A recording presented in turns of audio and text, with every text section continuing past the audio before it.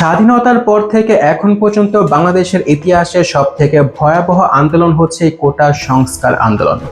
১৫০ জনের মৃত্যু, হাজার হাজার আন্দোলনকারী আহত হয়েছেন। গত এক সপ্তাহ ধরে ইন্টারনেট সেবা বন্ধ ছিল, তাই সঠিকভাবে কেউই বলতে পারছে না যে অ্যাকচুয়ালি কতজন নিহত হয়েছেন, কতজন আহত হয়েছেন, কিংবা কতজনকে গুম করা হয়েছে। তবে এটা নিশ্চিত করে বলা যাচ্ছে যে এর আগে বাংলাদেশের কোনো আন্দোলনের শিক্ষার্থীদের এরকম করুণ অবস্থা হয়নি। তাই আজকে আমরা আমাদের এই ভিডিওতে জানবো যে কিভাবে এই আন্দোলনকে এত বড় করার পিছনে সরকারেরই হাত ছিল। সরকারের কোন পাঁচটা ভুল এই আন্দোলনকে এত ভয়াবহ রূপ নিতে সহযোগিতা করেছে।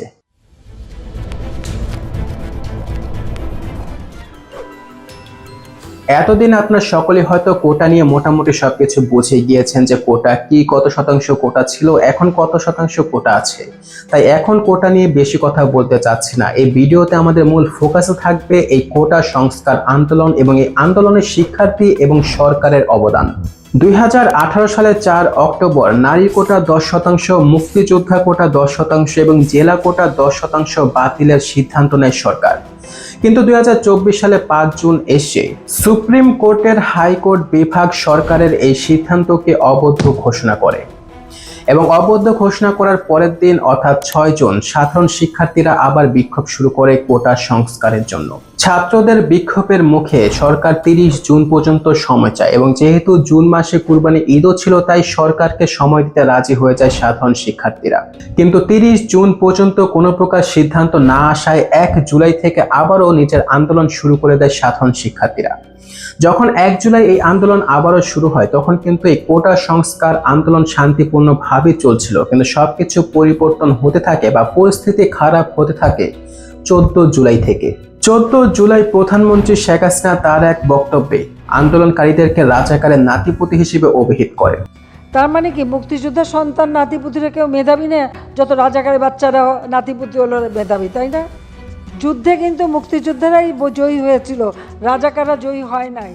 হ্যাঁ, এখানে হয়তো প্রধানমন্ত্রী আন্দোলনকারীদেরকে রাজাকারের নাতিপুতি বলতে চায়নি বা ওনার কথা বলার মিনিংটা এরকম ছিল না, কিন্তু ওনার কথা বলার যে টোন, ভয়েস অফ টোন, ওনার কথা বলার যে অঙ্গি ভঙ্গি, যেভাবে উনি কথাটা বলেছেন, সেটা দেখে এমনটাই মেসেজ যাচ্ছিল সাধারণ শিক্ষার্থীদের কাছে যে উনি বলতে চাচ্ছেন যে যারা মুক্তিযুদ্ধে অংশগ্রহণ করেনি বা যারা মুক্তিযোদ্ধার সন্তান না, তারা হচ্ছে আসলে রাজাকারের নাতিপতি, বা যারা এই আন্দোলন করছে তারাই হচ্ছে রাজাকারের নাতিপতি। আর এইটাই ছিল সরকারের প্রথম ভুল। সরকারের এখানে মনে রাখা উচিত ছিল যে উনি কোনো বিরোধী দলের নেতাদের ব্যাপারে কথা বলছে না, উনি কথা বলছেন সাধারণ শিক্ষার্থীদের ব্যাপারে, যে শিক্ষার্থীরা বাংলাদেশের বড় বড় বিশ্ববিদ্যালয়গুলোতে নিজের মেধার জোরে সিট নিয়ে বসে আছে। সুতরাং এখানে প্রধানমন্ত্রীকে কথা বলার ক্ষেত্রে অবশ্যই সতর্কতা অবলম্বন করার দরকার ছিল। তাছাড়া রাজাকার শব্দটা এমনিতেই কিন্তু বাংলাদেশে একটা ভয়ানক শব্দ। বাংলাদেশে যত প্রকারের গালি আছে, সকল গালিকে একত্র করার পর এই রাজাকার শব্দটা তৈরি হয়। এই শব্দটা যখন স্টুডেন্টদের বিরুদ্ধে ব্যবহার করা হয়, তখন স্টুডেন্টদের রাগের কোনো সীমা থাকে না। ফলে রাগে অভিমানের শিক্ষার্থীরা এখানে স্লোগান দিতে শুরু করে, তুমি কে, আমি কে, রাজাকার রাজাকার, কে বলেছে স্বৈরাচার স্বৈরাচার, চাইতে গেলাম অধিকার, হয়ে গেলাম রাজাকার। এই স্লোগানের পর পরিস্থিতি ভয়ানক থেকে ভয়ানক হতে থাকে। সাধারণ শিক্ষার্থীদের মাঝে সরকারের প্রতি রাগ বাড়তে থাকে এবং ওইদিকে সরকারও এই কোটা আন্দোলনকে অনেকটা সরকার বিরোধী আন্দোলন হিসেবে দেখতে শুরু করে, যার ফলে এর পরের দিন অর্থাৎ ১৫ জুলাই সরকারের তরফ থেকে শিক্ষার্থীদের বিরুদ্ধে মুক্তিযোদ্ধার চেতনা নষ্ট করার অভিযোগ আনা হয়। আর এটা ছিল সাধারণ শিক্ষার্থীকে অনেকটা ইনডাইরেক্টলি দেশদ্রোহী বলে ডাকার মতন। তাছাড়া দেশদ্রোহীদেরকে হত্যা করাটাও কিন্তু সহজ। ফলে কিন্তু ওই দিনই সাধারণ শিক্ষার্থীদের দিকে লেলিয়ে দেওয়া হয় ফালতু লীগ নামের জঙ্গলি কুকুরদেরকে, যেটা ছিল সরকারের দ্বিতীয় ভুল। এই ভুলের পর থেকে শুরু হয় রক্তের খেলা। ১৬ জুলাই থেকে একের পর এক আন্দোলনকারী নিহত হতে থাকে। ১৮ তারিখ রাত থেকে সারা বাংলাদেশে ইন্টারনেট বন্ধ করে দেওয়া হয়। ১৯ তারিখ থেকে সারা বাংলাদেশে কারফিউ জারি করে দেওয়া হয় এবং এই ১৯ তারিখে কিন্তু সব থেকে বেশি আন্দোলনকারী নিহত হয়েছেন, যেটা ছিল ৬৬ জন। কারণ এই দিনই দেশের ভিতর র্যাব, আর্মি এবং স্পেশাল ফোর্সকে ডিপ্লয়েড করে দেওয়া হয়।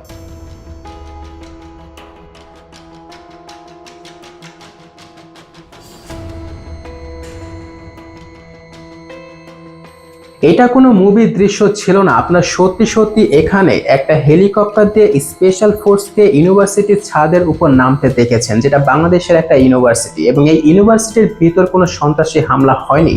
এই ইউনিভার্সিটির ভিতরে রয়েছে সাধারণ শিক্ষার্থী, যাদেরকে দমানোর জন্য মূলত স্পেশাল ফোর্সকে হেলিকপ্টার দিয়ে অনেকটা সিনেমার দৃশ্যের মতন ইউনিভার্সিটির ছাদে নামানো হয়েছে।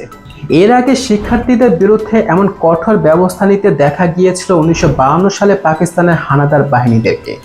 সেই সালের পর এই 2024 সালে এসে আবারও শিক্ষার্থীদের বিরুদ্ধে এরকম কঠোর অবস্থান নিতে দেখা যাচ্ছে। নিজের দেশেরই শিক্ষার্থীদের প্রতি এত কঠোর ব্যবহার, এত রুড ব্যবহারই ছিল প্রধানমন্ত্রীর তৃতীয় ভুল। এখন পর্যন্ত এই আন্দোলনে 200-র বেশি আন্দোলনকারী নিহত হয়েছেন। প্রথমে যে 150 জনের কথা বলেছিলাম সেটা ছিল 2 দিন আগের খবর। উইকিপিডিয়াতে এইমাত্র খবর পেলাম যে এখন পর্যন্ত এই আন্দোলনে, কোটা সংস্কার আন্দোলনে 200-র বেশি আন্দোলনকারী নিহত হয়েছেন। এখানে সরকারের মনে রাখা উচিত ছিল যে ওনার সামনে যারা আছেন তারা কোনো সন্ত্রাস না, তারা কোনো জঙ্গলি না, তারা কোনো টেররিস্ট না, তারা হচ্ছেন সাধারণ শিক্ষার্থী। তাদের বিরুদ্ধে এত ভায়োলেন্স ব্যবহার করা সরকারের একেবারে উচিত হয়নি। এইখানে সরকার আরো একটা ভুল করেছেন, যেটা ছিল বঙ্গবন্ধুর আদর্শকে মনে না রাখা। বঙ্গবন্ধুর আদর্শ ছিল গণতন্ত্র, সমাজতন্ত্র এবং ধর্মনিরপেক্ষতা, এবং নিজের অধিকারের জন্য আওয়াজ তোলা কিন্তু ছিল গণতন্ত্রেরই একটা অংশ, যেটা প্রধানমন্ত্রী হয়তো ভুলে গিয়েছিলেন। নিজের অধিকারের জন্য আওয়াজ তুলতে কিন্তু বঙ্গবন্ধুই সর্বপ্রথম আমাদেরকে শিখিয়েছিলেন। ছাত্রদের মাঝে স্বাধীনতা এবং নিজের অধিকার প্রতিষ্ঠার চেতনা জাগিয়ে তুলতেই কিন্তু বঙ্গবন্ধু সেই 75 বছর আগে ছাত্রলীগ নামক একটা মহান সংগঠন প্রতিষ্ঠা করেছিল। আমি এখানে ছাত্রলীগ বলতে সে 1952 সালে ছাত্রলীগের কথা বলতেছি, বর্তমানে ছাত্রলীগের কথা না হয় নাই বললাম। মানে সেই সময়কার ছাত্রলীগের সাথে এটা তুলনার ভিতর পড়েই না বর্তমান সময় ছাত্রলীগ। এখানে একটা প্রশ্ন থাকতে পারে যে প্রধানমন্ত্রী শেখ হাসিনা তো নিজেই হচ্ছেন বঙ্গবন্ধুর মেয়ে, তাহলে উনি কিভাবে ওনার পিতার আদর্শকে ভুলে গেলেন? এখানে মেন কারণ হচ্ছে ওনার পঞ্চম ভুল, যেটা ছিল ইনসিকিউরিটি, ক্ষমতা অথবা জনপ্রিয়তা হারানোর ভয়।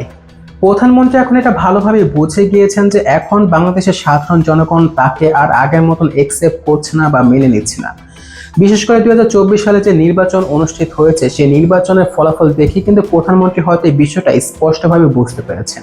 এবার 2024 সালে বাংলাদেশে যে নির্বাচন অনুষ্ঠিত হয়েছে, সেখানে টোটাল ভোটারের সংখ্যা ছিল প্রায় 12 কোটি, যেখানে ভোটে অংশগ্রহণ করেছে 41.8%, অর্থাৎ অলমোস্ট 5 কোটি মানুষ এবারের নির্বাচনে ভোটে অংশগ্রহণ করেছেন। এই 5 কোটির মধ্যে 65% অর্থাৎ প্রায় 3,25,00,000 মানুষ আওয়ামী লীগকে ভোট দেয়।